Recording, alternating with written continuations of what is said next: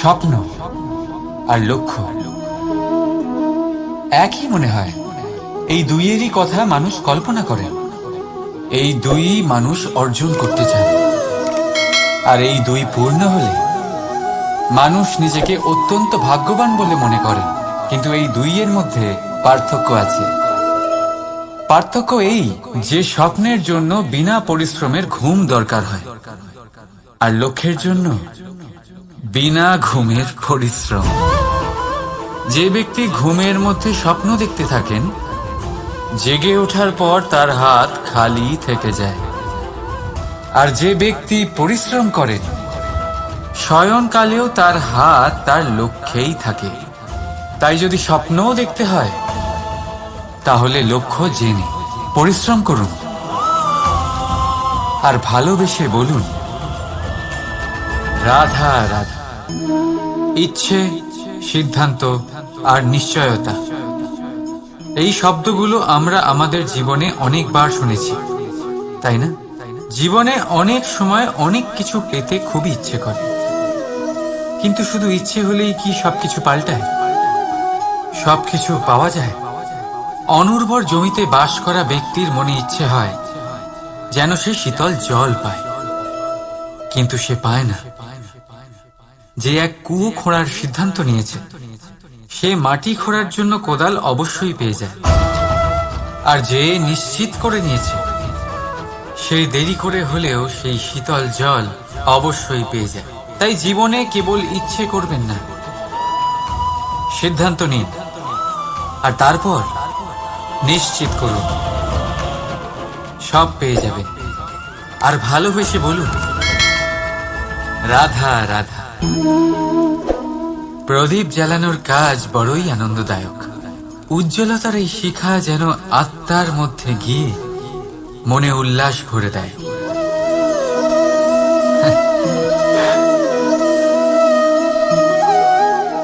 এই আমি কি করলাম? আমি একে নিভিয়ে দিলাম, অথচ এই দিয়েই আমি অন্য প্রদীপগুলি জ্বালিয়েছিলাম। কারণ যতক্ষণ এই শিখা অন্য প্রদীপগুলিকে জ্বালাচ্ছিল, ততক্ষণ এই নিজেও জ্বলছিল। কিন্তু যেই ও এই কাজ করা ছেড়ে দিল, তখন একেও নিভতে হল। বুঝলেন? সেরকমই জীবন হলো উজ্জ্বলতা দেওয়ার আরেক নাম। যদি জীবনে শুভ কাজ করেন, অপরের উপকার করেন, অন্যদের সহায়তা করেন, তাহলেই জীবিত থাকবেন। আর যেদিন এই কাজ করা আপনি বন্ধ করে দেবেন, শ্বাস প্রশ্বাস নেওয়া সত্ত্বেও মৃত হয়ে যাবেন। তাই যতক্ষণ শ্বাস চলছে, আশারূপী উজ্জ্বলতা ছড়াতে থাকুন। বিশ্বাস করুন, মৃত্যুর পরেও আপনি অমর থাকবেন। তাই ভালোবেসে বলুন, রাধা রাধা। যবে থেকে জীব প্রাণের অস্তিত্ব পেয়েছে, তবে থেকেই আরো একটি শব্দ জন্ম লাভ করেছে, সংঘর্ষ। জন্মলগ্ন থেকেই মানুষকে বাঁচার জন্য সংঘর্ষ করে যেতে হয়। কখনো নিজের লক্ষ্যে পৌঁছবার জন্য সংঘর্ষ করতে হয়, আর কখনো যা পেয়েছেন তাকে রক্ষার জন্য সংঘর্ষ করতে হয়। কিন্তু প্রত্যেকে একই অভিযোগ করে যে সংঘর্ষ করার সময় ভীষণ কষ্ট হয়। আপনি যোদ্ধা হলে প্রহার আপনাকে সহ্য করতেই হবে। সাঁতার শিখতে হলে জলে আপনাকে প্রবেশ করতেই হবে। পায়ের তলায় তাদেরই কড়া পড়ে যারা রোজ হাঁটেন, আর যারা হাঁটেন তারা নিজেদের লক্ষ্যে অবশ্যই পৌঁছন। তাই মনে রাখবেন, জীবন ততক্ষণই আছে যতক্ষণ কর্ম করবেন। তাই সংঘর্ষ করতে থাকুন, কষ্ট ভুলে যান, আর আমার সাথে ভালোবেসে বলুন, রাধা রাধা। মন, মানুষ, মান, এই তিনেরই প্রারম্ভ ম দিয়ে হয়, তাই না? কিন্তু আজ আমরা কথা বলবো মানের বিষয়ে। মানই সেই ভাব যা আমাদের মনকে সন্তুষ্ট করে। এই কলসিতে ভরা জলের মতো, যে জল এই পাত্রতে থাকার দরুন এর অস্তিত্ব বজায় থাকে। এবার মান থেকে আসে আত্মসম্মান আর অভিমান, আর এই দুইয়ের মধ্যে তফাৎ অনেক। যে জল এই পাত্রের মধ্যে সংরক্ষিত তা হলো আত্মসম্মান, যা আমাদের মনের সম্বল, অবলম্বন, যা এই পাত্রের মধ্যে শীতল থাকে আর যিনি পান করেন তাকেও শীতল রাখে। আর যে জল এই পাত্রের বাইরে উতলে পড়ে তা হলো অভিমান, যা বাইরের উত্তাপে বাষ্প হয়ে উবে যায়। সর্বদা মনে রাখবেন, আত্মসম্মান আপনাকে দৃঢ় করে, আপনাকে শক্তি প্রদান করে, আর অভিমান আপনাকে দুর্বল করে দেয়। তাহলে কি হতে চান আপনি? আত্মসম্মানী নাকি অভিমানী? সিদ্ধান্ত আপনার। রাধা রাধা। পড়ে যেতে কোনো আপত্তি নেই, শুধু পড়লে পড়ো সেই জলের ফোঁটার মতো যা এই সংসারকে জীবন দান করে। আর সেই ওঠার মধ্যেও কোনো কৃতিত্ব নেই, যেখানে অন্য কারোর কাঁধের ওপর পা রেখে উঠতে হয়। নিজের অস্তিত্ব হারাতে কোনো ক্ষতি নেই, যদি তা সেই বীজের মতো হয় যা এক নতুন গাছের অস্তিত্বকে জন্ম দেয়। কিন্তু সেই অস্তিত্বের জন্মে কি লাভ যা অন্য কারোর স্বপ্নকে নস্যাৎ করে তৈরি হয়? ক্রোধে খারাপ কিছুই নেই, যদি তা কোনো দুষ্টকে সঠিক পথে চালনা করে। কিন্তু সেই মেনে নেওয়া, সেই দয়ায় কি লাভ যা আপনাকে দুর্বল করে? অর্থাৎ খারাপ বা ভালো কর্ম হয় না, শুধু সেটা কখন, কোন স্থানে, কিভাবে করা হবে সেই সিদ্ধান্ত খারাপ বা ভালো হয়। সঠিক সময় করলে তা হয় গুণ, নয়তো হয় ঘুণ, যা আপনাকে ভিতরে ভিতরে নষ্ট করে দেবে। রাধা রাধা। সব থেকে ভালো যুদ্ধ সেটাই যা কখনো লড়াই হয়নি, অর্থাৎ বোঝাপড়া, সন্ধি। সব আবশ্যক পরিস্থিতিকেই শুভ করা যায়। নিজের থেকে শক্তিশালীর সাথে যিনি সন্ধি করেন তিনি বিদ্বান, নিজের সমকক্ষের সাথে যিনি সন্ধি করেন তিনি গুণবান, আর নিজের থেকে দুর্বলের সাথে যিনি সন্ধি করেন তিনি দয়াবান। একটা যুদ্ধ আপনার একাধিক শত্রু তৈরি করতে পারে, কিন্তু একটা মীমাংসা আপনাকে একটা বন্ধু দিতে পারে। তাই হাতের মুঠো তখনই শক্ত করুন যখন যুদ্ধ এড়ানো অসম্ভব হয়ে পড়ে, নয়তো হাত বাড়িয়ে হাত মেলান, কারণ মিলনে যে সুখ, যাতনায় তা নেই।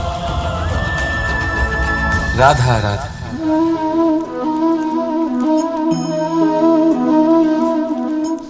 শীতকালের সন্ধ্যায় এই জ্বলন্ত কাঠে হাত সেঁকতে কার না ভালো লাগে? কত সময় পেরিয়ে যায় এই কাঠ সরাতে, ঘোরাতে, বোঝাই যায় না। এই কাঠগুলি আগে জ্বলে, তারপর আমাদের উষ্ণতা দেয়, আর তারপর ছাই হয়ে যায়। আচ্ছা বলুন, এই আগুনের উৎপত্তি কোথা থেকে হয়? উত্তরটা সহজ, এই কাঠ থেকে। আচ্ছা, এই ছাইয়ের উৎপত্তি কোথা থেকে হয়? উত্তর সেই একই, এই কাঠ থেকেই। তাহলে আগুন আর ছাই, এই দুইয়ের উৎপত্তি কাঠ থেকেই হয়। এবার ভাবুন, আগুন যা এই কাঠ জ্বালায়, আর ছাই সেই ছাই যা এই আগুন নিভিয়ে দেয়। কিছু বুঝলেন? আপনার শক্তি আপনার ভেতরেই উৎপন্ন হয়, আর আপনার অন্তরের ক্ষতিকর সেই ছাই, সেটাও আপনার ভেতরেই উৎপন্ন হয়। তাই নিজের ভিতরের উজ্জ্বলতা দিয়ে এই সংসারকে আলোকিত করতে চান, নাকি নিজের ভিতরের আধার বার করে এই সংসারে অন্ধকার আনতে চান? সিদ্ধান্ত আপনার। রাধা রাধা। জীবনে যখনই কোনো কঠিন কাজ আমাদের সামনে আসে, তখন আমরা কারোর না কারোর থেকে সাহায্য চাই, যেটা উচিত। কিন্তু যদি যে কোনো ছোটখাটো বিষয়ে আমরা সাহায্য চাইতে শুরু করি, তাহলে কি হবে? তাহলে আমরা নিজেদের সামর্থ্য, নিজেদের যোগ্যতাকে কখনো বাড়তেই দেব না, না আমাদের শক্তি কখনো বাড়বে। কারণ এটা আমাদের অভ্যেস হয়ে যাবে। যাই ঘটুক, আমরা কারোর থেকে সাহায্য চাইতে চলে যাব, এটাই আমাদের স্বভাব হয়ে যাবে। সেই জন্য আমাদের যেটা করা উচিত সেটা হলো, যতক্ষণ না আর কোনো উপায় থাকছে ততক্ষণ আপনি কারোর থেকে সাহায্য চাইতে যাবেন না। চেষ্টা করুন, যা সংকট থাকুক, সমস্যা থাকুক, পরিস্থিতি যতই কঠিন হোক, নিজে সমাধান করতে চেষ্টা করুন। যতটা পারবেন আত্মনির্ভর হওয়ার চেষ্টা করুন। যদি এটা করতে পারেন, তাহলে আপনি অনেক কিছু শিখবেন। দিন প্রতিদিন আপনার জীবন আরো বেশি উজ্জ্বল হয়ে উঠবে, ব্যক্তিত্বের বিকাশ ঘটবে, আপনার শক্তি বৃদ্ধি পাবে, যোগ্যতা বৃদ্ধি পাবে, আত্মবিশ্বাস জেগে উঠবে, আর আত্মনির্ভর হয়ে মন বলবে, রাধা রাধা। আপনি কখনো পর্বতের শিখরে উঠেছেন? আপনি দেখতে পাবেন পর্বতের পদতলে প্রচুর সুন্দর ফুল রয়েছে, সবুজ বনানী রয়েছে। যত আপনি ওপরে উঠতে থাকবেন, তত ফুল কমতে থাকবে, সবুজ বনানী কমতে থাকবে। আরো কিছুটা ওপরে উঠলে কাঁটা জাতীয় গাছ দেখতে পাবেন, শুকনো গাছ দেখতে পাবেন। আরো যদি ওপরে ওঠেন, তাহলে পাষাণ দেখতে পাবেন। আরো উপরে উঠলে হিমখণ্ড দেখতে পাবেন। এই যে পর্বত, তা মনুষ্য জীবনের সব থেকে উত্তম উদাহরণ। মানুষ যখন সাফল্যের শিখরে পৌঁছতে চান, মহানুভবতার শিখরে পৌঁছতে চান, পথে যত আস্তে আস্তে উপরে উঠতে থাকেন, ততই ভৌতিক বস্তু তার থেকে বিচ্ছিন্ন হতে থাকে।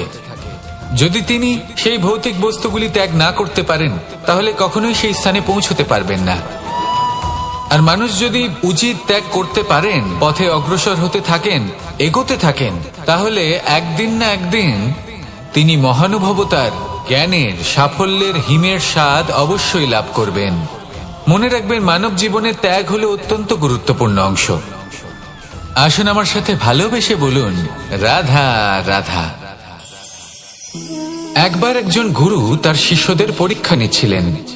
উনি ওনার প্রত্যেক শিষ্যকে একটি করে পাখি দিয়ে বললেন, সেই পাখির বলি দিতে হবে, কিন্তু এমন এক স্থানে যেখানে কেউ তাদের দেখতে পাচ্ছে না। প্রত্যেক শিষ্য নিজের যাত্রা শুরু করলো।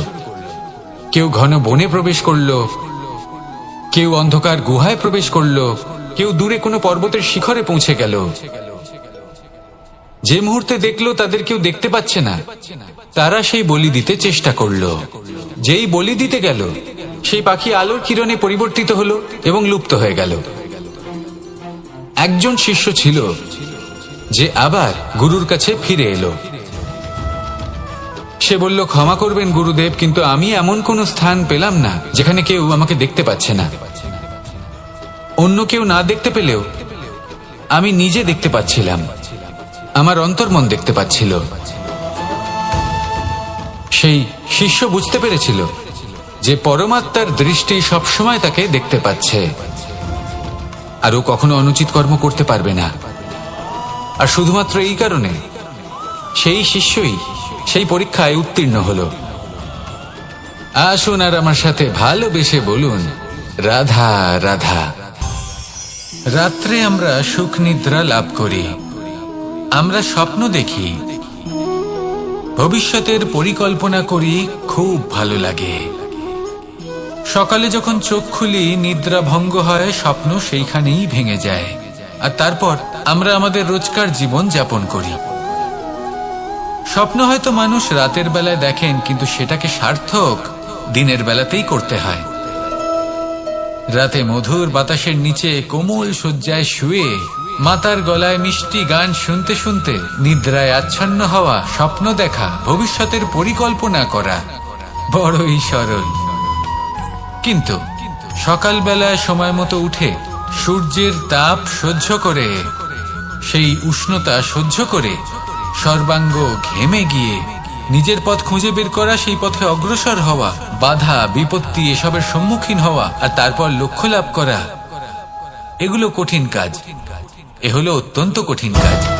যদি আপনি চান যে স্বপ্ন আপনি দেখেছেন তা সত্যি হোক, তাহলে দিনের বেলায় আপনাকে বেরিয়ে কর্ম করতেই হবে, পরিশ্রম করতেই হবে। মনের এই চক্ষু দিয়ে স্বপ্ন দেখা সম্ভব, কিন্তু যদি আপনি বুঝতে পারেন যে এই স্বপ্নই হলো আপনার লক্ষ্য, তাহলে তাকে সার্থক করতে শুধুমাত্র পরিশ্রম দ্বারাই করতে হবে। তাহলে পরিশ্রম করুন আর আমার সাথে ভালোবেসে বলুন, রাধা রাধা। যত শক্তিশালী এই মন, তত শক্তিশালী এই শরীরও। এই যে আমাদের শরীর, এটা আসলে কি? এ হলো একটা রথের মতো। আর একটা রথ ততক্ষণ চলতে পারবে না যতক্ষণ না তাকে কোনো সারথি চালাবে। এই মন হলো শরীরের সারথি। এবার ভাবুন, যদি এই সারথি শক্তিহীন হয়, দুর্বল হয়, তাহলে এই রথের কি হবে? এটা উচিত পথে চলতে পারবে না, উচিত গতিতে চলতে পারবে না, মন মতো স্থানে এটা পৌঁছতেও পারবে না। সেই জন্য মনের শক্তি অত্যন্ত প্রয়োজনীয়। এবার মনের শক্তি আমরা কোথা থেকে লাভ করি? দৃঢ়তার শক্তি থেকে। এবার এই শক্তি আমরা কিভাবে বাড়াতে পারি? আমরা প্রতিদিন কিছু নতুন স্থির করি, কিছু ছোট কিছু বড়।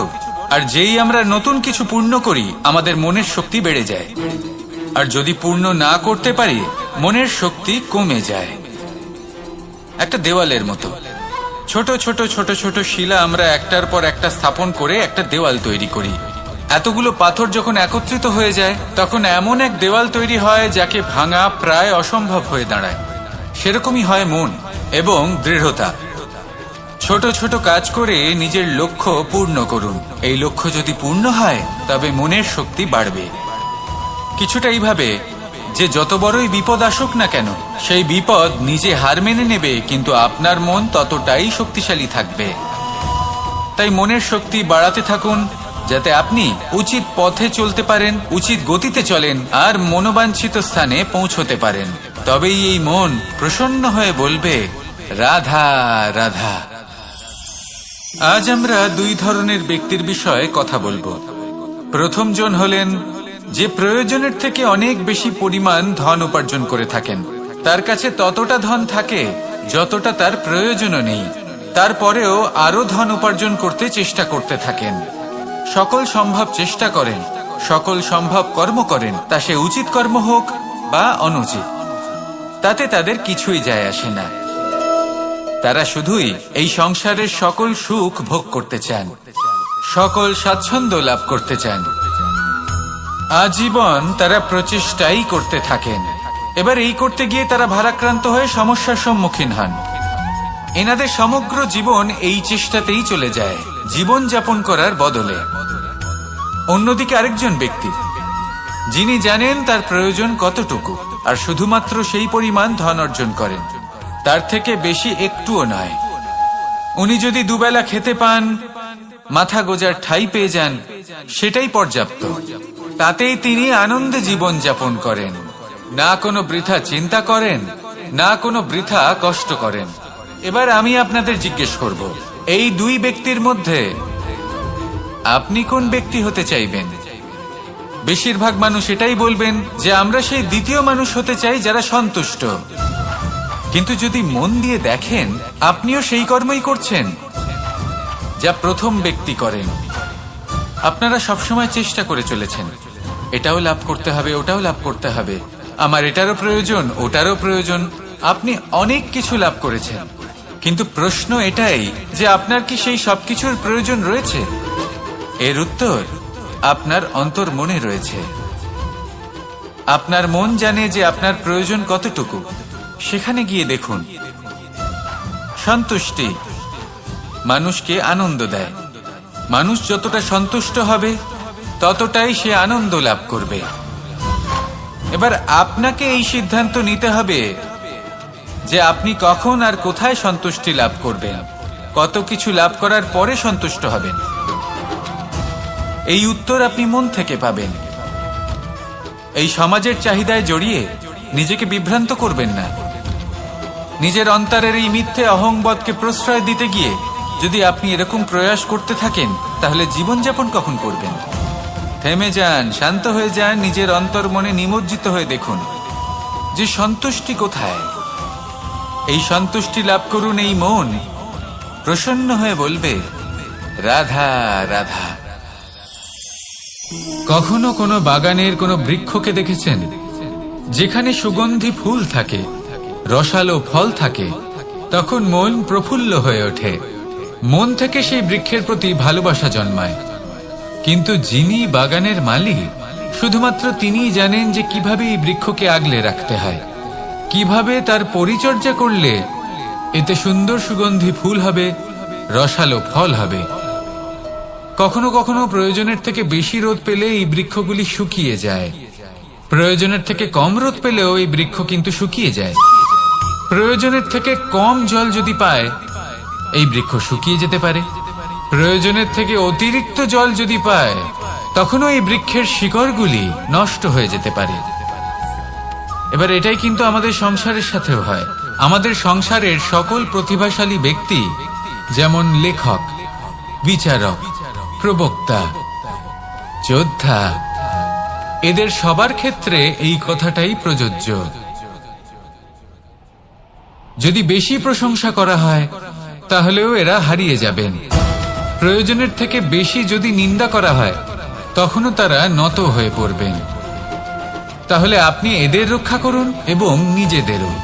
মনে রাখবেন একটা কথা, জেনে রাখুন কখন কোন নিন্দায় আপনি লজ্জিত হবেন না, আর কখন কোন প্রশংসার দ্বারা নিজের মধ্যে অহংবোধ জাগ্রত করবেন না। এই মন সুপ্রসন্ন হয়ে বলবে, রাধা রাধা।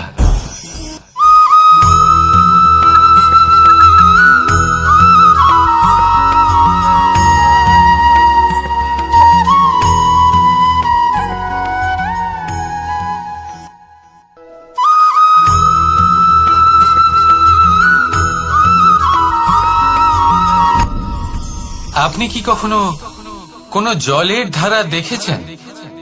তার সামনে যতই মাটি থাকুক না কেন, যতই কাদা থাকুক না কেন, যখন এই জলের ধারা বইতে আরম্ভ করে দেয়, তাহলে নিজের মনের, নিজের ভাবনার, নিজের জীবনের যত অনাবশ্যক তত্ত্ব আছে, অনুপযোগী অংশ রয়েছে, অর্থাৎ অপরিষ্কার অংশ রয়েছে, তা নিজে থেকেই নির্মল হয়ে উঠবে। আর যেরকম জলের ধারা কখনো থেমে থাকে না, সব সময় বয়ে চলে, সেইভাবে আপনিও কখনোই থামবেন না। সবসময় বয়ে চলুন, এগোতে থাকুন। পথে যদি অনেক বিপদ আসে, সমস্যা আসে, থামবেন না, তার উপর নিরন্তর প্রহার করুন, নিরন্তর প্রয়াস করুন আর অগ্রসর হন। আপনি ভেবে দেখুন, এই জলের ধারা কখনো থেমে থাকে না, সবসময় বয়ে চলে, বিপদের সম্মুখীন হয়ে তাকে সাথে বয়ে নিয়ে চলে।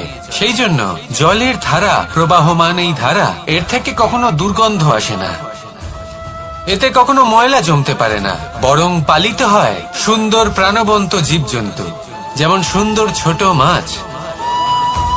তাই আপনিও এটাই করুন, কখনো থামবেন না, শুধু চলতে থাকুন, জলের ধারার মতো বইতে থাকুন।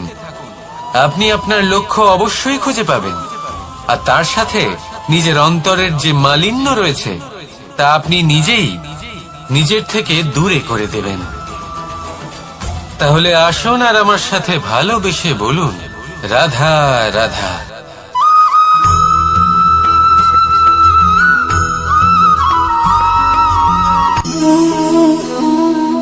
নিয়তি। রাধা আমাকে বলে, কৃষ্ণ, যদি তুমি জানো যে নিয়তিতে কি আছে, তাহলে তাকে বদলে দাও না কেন? মহাদেব আমাকে বলেন যে শ্রীকৃষ্ণ, যদি আপনি এটা জানেন যে সাম্বের নিয়তি এটাই, তাহলে আপনি তাকে বদলানোর চেষ্টা কেন করেন? কেন? কারণ আমি একজন পিতা, আর পিতার কর্তব্য এটাই, তিনি যেন সম্ভাব্য সব চেষ্টা করেন নিজের সন্তানের মঙ্গলের জন্য। নিয়তি আমি জানি, কিন্তু এটাও আমি জানি যে কর্মের থেকে বড় আর কোনো নিয়তি হতে পারে না। অভিজ্ঞতাও রয়েছে যে কর্মের হাতে নিয়তির এই চক্র বদলে যেতে পারে। তাই জীবনে যদি আপনার কখনো এমন মনে হয় যে এটা তো অসম্ভব, তখনও চেষ্টা করা কখনোই ছাড়বেন না। কে বলতে পারে আপনারই কর্মের কোনো এক বীজ হয়তো নিয়তির চাকায় আটকে গেল আর নিয়তিকে নিজের পথ পাল্টাতে হলো, ঠিক কিনা? সেই জন্য নিয়তিকে ভাগ্য মেনে নিয়ে চুপ করে বসে থাকবেন না। নিজের নিয়তি স্বয়ং নিজের কর্মের দ্বারা নির্ধারিত করুন, কারণ আপনার এই কর্মের ওপরেই আপনার অধিকার রয়েছে। আর এই অধিকারকে নিয়তি অনেক সময় সম্মানও করে। তাহলে আসুন আর আমার সাথে ভালোবেসে বলুন, রাধা রাধা।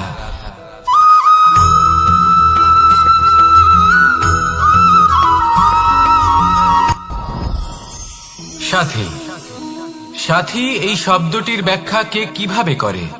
মিত্র, সখা, বন্ধু। কিন্তু অর্থ একটাই, তিনি যিনি আপনার সঙ্গী হন আর তিনি যার সাথী আপনি হন। এবার সব থেকে বড় প্রশ্ন হলো এটাই যে তিনি কে হতে পারেন যাকে আপনি আপনার সাথী বলে মেনে নিতে পারেন, নিজের সখা, নিজের মিত্র, নিজের বন্ধু মেনে নিতে পারেন। আপনার সাথী হলেন তিনি যিনি দুঃখের সময় আপনার পাশে থাকবেন, আপনার হাত ধরে থাকবেন। আপনার সাথী হলেন তিনি যার হাত আপনি নিজের সুখের দিনে ধরে থাকবেন। সেই সাথীরই হাত ধরুন যিনি দুঃখে সবসময় আপনাকে সাহায্য করার জন্য তৎপর হয়ে থাকেন, আপনার পাশে থাকেন, আর যাকে সুখের দিনে আপনি আপনার সাথে রাখতে পারেন। আর যখন আপনার সাথে আপনার এই সাথী থাকবে তখন আপনি এটা বুঝবেন যে যখন জীবনে দুঃখ আসে তখন এই দুঃখ কমে যায়, সবার মধ্যে ভাগ হয়ে যায়। আর যদি তখন সুখ আসে তাহলে সেটা সবার উপস্থিতিতে আরো বেড়ে যায়। এটাই হলো প্রেম, এটাই হলো ভালোবাসা, এটাই হলো সঙ্গ। যেমন সম্পর্ক আমার আর রাধার মাঝে। তাহলে আসুন আর আমার সাথে ভালোবেসে বলুন, রাধা রাধা।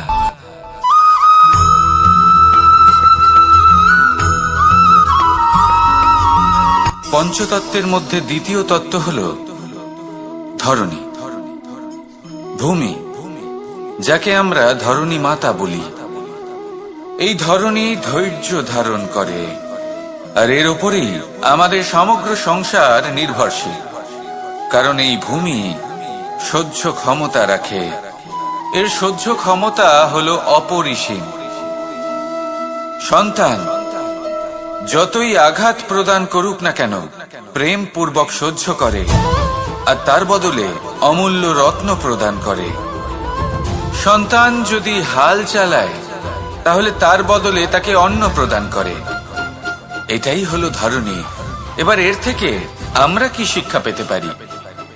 এটাই যে কারোর জন্য কিছু করা বা কাউকে কিছু দেওয়া মনে কোনো কামনা ছাড়াই।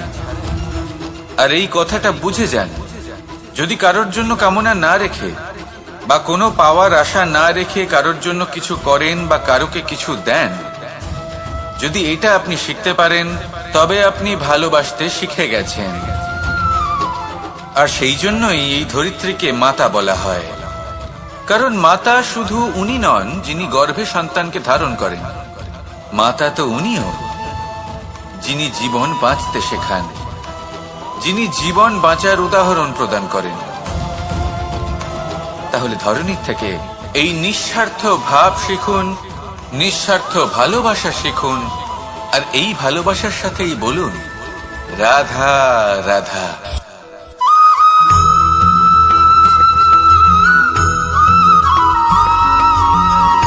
কথায় আছে, অন্ধকারে প্রদীপ প্রজ্বলিত করলে চতুর্দিক আলোকিত হয়। কিন্তু যদি এই প্রদীপ আমি সূর্যের আলোর সম্মুখে সকালবেলায় প্রজ্বলিত করে রেখে দিই তাহলে কি হবে? আপনি বলবেন যে এটা করে তো কোনো লাভই হলো না। সূর্যের প্রকাশের সামনে এই প্রদীপ আসলে কিছুই নয়। এবার এই চিন্তা ভাবনা প্রত্যেক দিন করতে হবে আর একটা অমূল্য শিক্ষা পেতে হবে। মনে করুন যে আপনি মহাপুরুষের সামনে বসে আছেন, কোনো মহাজ্ঞানীর সামনে। তাহলে সেই ব্যক্তির সামনে নিজের জ্ঞানের প্রদীপ প্রজ্বলিত করবেন না, নীরব থাকুন আর সেই ব্যক্তির সূর্যের প্রকাশের মতো জ্ঞান প্রাপ্ত করুন। যতটা পারবেন জ্ঞান লাভ করুন। যদি এমন কোনো সময় এমন কোনো স্থানে আপনি আছেন যেখানে চতুর্দিক অন্ধকার, কারোর কাছেই জ্ঞান নেই, সেখানে নিজের জ্ঞানের প্রদীপ প্রজ্বলিত করুন। এমন করলে দুদিক থেকেই আপনার লাভ হবে। আপনার জ্ঞান প্রাপ্তিও হবে আর জ্ঞানের সঠিক প্রয়োগও করতে পারবেন। আর এই মন প্রসন্ন হয়ে বলবে, রাধা রাধা।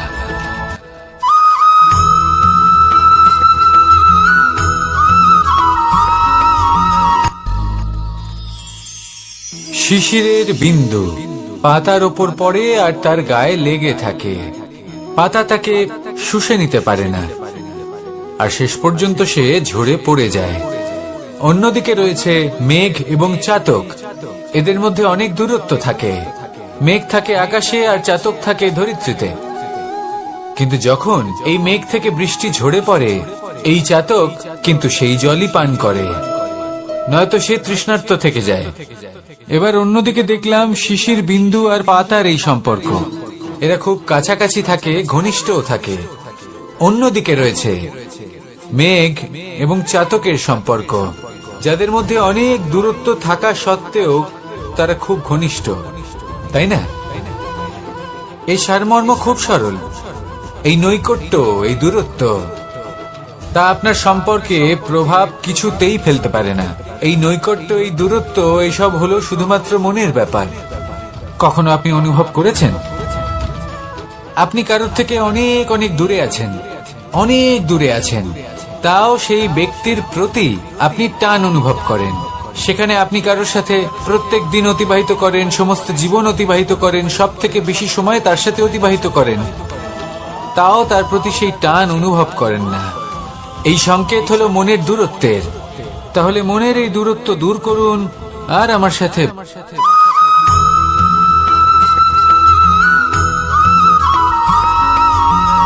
এই সংসারে কোনো বস্তু হোক বা ব্যক্তি হোক, তার একার গুরুত্ব কিন্তু খুব বেশি নয়।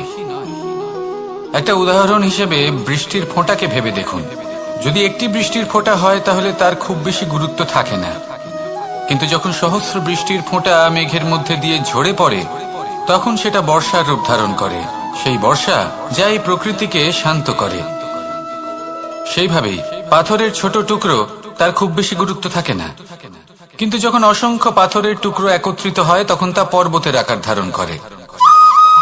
সেইভাবেই কিছু মানুষ যখন একত্রিত হন তখন তৈরি হয় পরিবার। কিছু পরিবার যখন একত্রিত হয় তখন তৈরি হয় সমাজ। যখন অনেক সংখ্যক সমাজ একত্রিত হয় তখন তৈরি হয় রাজ্য। এবার এই রাজ্যের সব থেকে গুরুত্বপূর্ণ ব্যক্তি হতে পারেন রাজা, কিন্তু তাও সেই রাজা একা কিছু করতে পারেন না। যুদ্ধ লড়ার সময় তারও নিজের সৈন্যদলকে প্রয়োজন পড়ে। কিন্তু এই সংসারে এমন একজন ব্যক্তি আছেন যিনি একাই সব কাজ করতে থাকেন, এবং সেই ব্যক্তি হলেন মা। আমাদের জীবনে একজন পিতার ভূমিকা কিন্তু নিঃসন্দেহে অমূল্য, কিন্তু আমাদের সকলের জীবনে যে ভূমিকা একজন মায়ের তা অন্য কারোর থাকে না। একজন মা একাই সন্তানকে বড় করতে পারেন, সংস্কারী করে তুলতে পারেন, তার জন্য পরিশ্রম করেন। আর এত কিছু কাজ করার পরেও তার কাজের জন্য তিনি প্রশংসা অবশ্য পান না। উল্টে যদি সেই সন্তান অনুচিত পথে চালিত হয়, অনুচিত কর্ম করে, তখন সেই মাকেই অপবাদের পাত্র হয়ে উঠতে হয়। আমাদের জীবনে মায়ের যোগদান কতটা সেটা বুঝুন। আপনাকে বড় করে তোলার জন্য উনি কতটা পরিশ্রম করেছেন সেটা বুঝুন। আজ থেকে, এখন থেকে, এই মুহূর্ত থেকে মাকে সম্মান করতে শিখুন। যখন সময় পাবেন, যখন সুযোগ হবে, তখন তার প্রশংসা করুন, ওনারও ভালো লাগবে। আর মায়ের এই মমতার জন্য, তার এই ভূমিকার জন্য আসুন সবাই মিলে আমরা তাকে প্রণাম করি, আর সকলে মিলে ভালোবেসে বলি রাধা রাধা।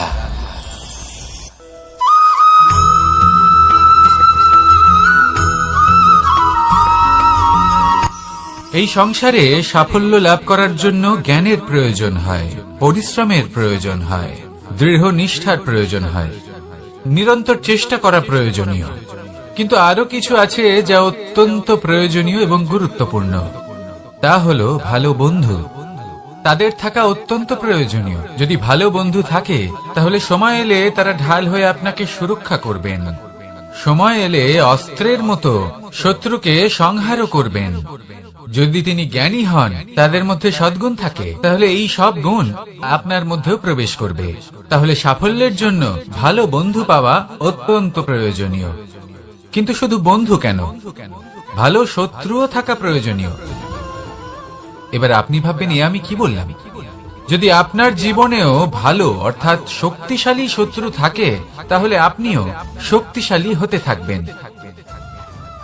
এই শত্রু আপনাকে প্রেরিত করবে আরো বেশি শক্তিশালী হয়ে ওঠার। কখনো কোনো হরিণকে দেখুন, তীব্র গতিতে দৌড়তে থাকে। কেন তীব্র গতিতে দৌড়য়? এই কারণে নয় যে কোথাও তার জন্য মধুর ঘাস অপেক্ষা করে রয়েছে, না। সে এই কারণে তীব্র গতিতে দৌড়য় কারণ সেটা না করলে তার পেছনে একটি সিংহ আছে যে ওকে নিজের ভোজন করে ফেলবে। তাই জীবনে বিপদ, সংকট, এই সবকিছুও হলো অত্যন্ত গুরুত্বপূর্ণ। তার সম্মুখীন হতে শিখুন আর আমার সাথে ভালোবেসে বলুন, রাধা রাধা।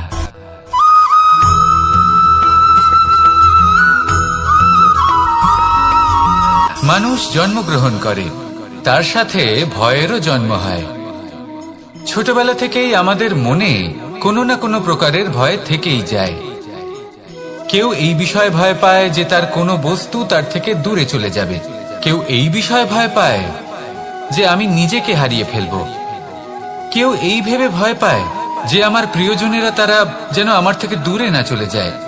কেউ এই ভেবে ভয় পায় যে আমরা যেন পথ না হারিয়ে ফেলি, আদি ইত্যাদি। কিন্তু সত্যি কথা বলতে, ভেবে দেখুন এই ভয় বাস্তবে কি? শুধুই একটা মনস্থিতি, আর কিছুই নয়। যা কিছু আপনি জীবনে পেয়েছেন তা একদিন আপনাকে হারাতে হবে। এই জীবন হলো আপনারই, কিন্তু তাও একদিন সমাপ্ত হবে। তাই ভয় পেয়ে কি লাভ? এই ভয় শুধু আপনাকে জীবন যাপন করা থেকে বাধা দিচ্ছে, আর কিচ্ছু নয়। পথ হারিয়ে ফেললেই বুঝতে পারবেন যে নতুন পথ কিভাবে বানাতে হয়। কিছু মানুষকে জীবন থেকে হারালে তবেই আপনি বুঝবেন যে আপনার আপনজনকে। এই ভয়ের কারণে ভীত হয়ে থাকবেন না। এই তারা নক্ষত্র অন্ধকারের অভাবে গুরুত্ব হারায়। শিবকেও মহাদেব হওয়ার জন্য বিষ পান করতে হয়েছিল। প্রত্যেক পরিস্থিতি, প্রত্যেক সাফল্য আপনার পরীক্ষা নেবে। তাতে উত্তীর্ণ হওয়া হলো আপনার কর্ম।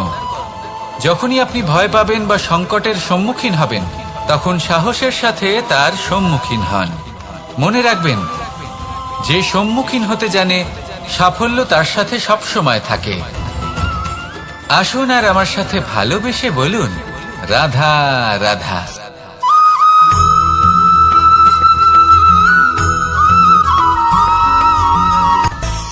মানুষের মধ্যে একটা বিচিত্র প্রবৃত্তি থাকে। অন্য সকলের বিষয়ে, তাদের জীবনের বিষয়ে, তাদের ব্যক্তিত্বের বিষয়ে, তাদের ভবিষ্যতের বিষয়ে অনুমান করা। এটা হলো অনুচিত। কারোর অতীতকালকে দেখে লোকে ভবিষ্যৎ বলে দিতে পারেন।